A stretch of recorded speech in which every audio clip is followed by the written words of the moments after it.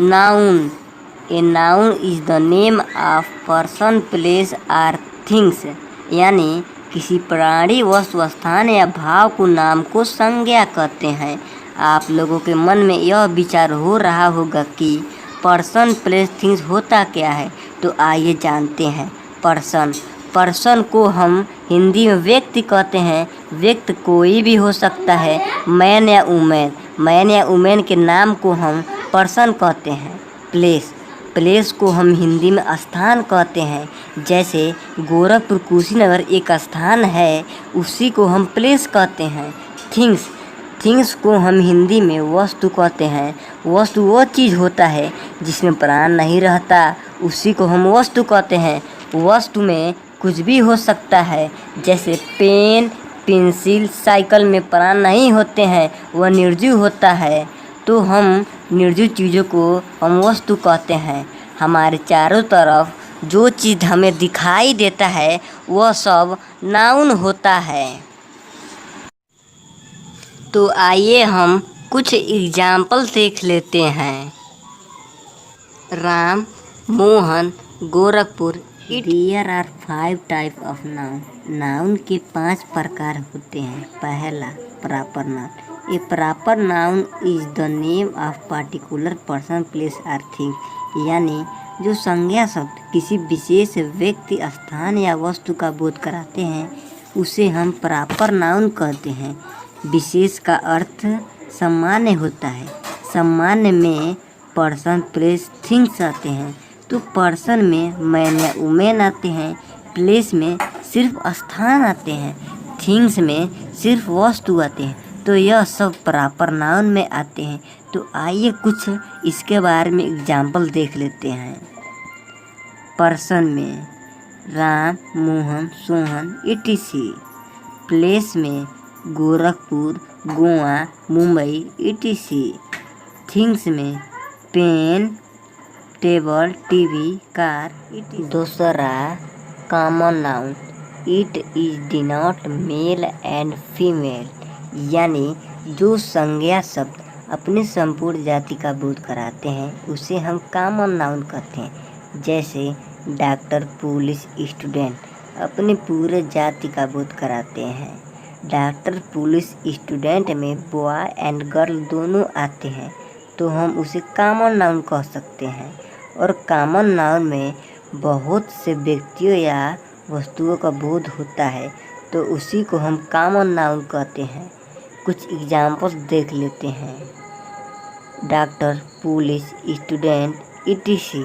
तीसरा, collective noun.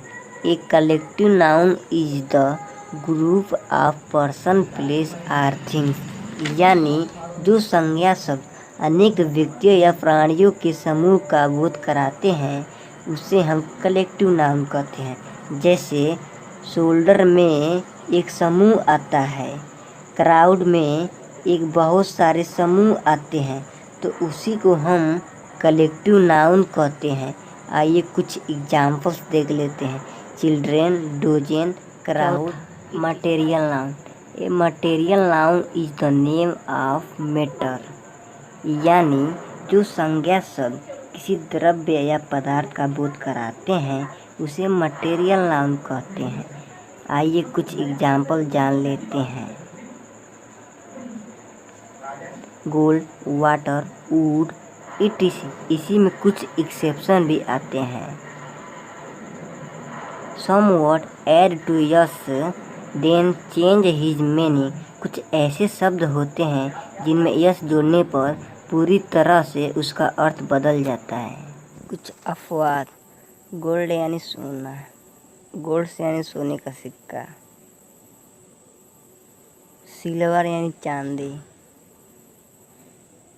Silver से यानी चांदी का सिक्का। आयरन यानी लोहा, आयरन से यानी हथकड़ी। वाटर यानी पानी, वाटर यानी नदी। वुड यानी लकड़ी, वुड से यानी जंगल।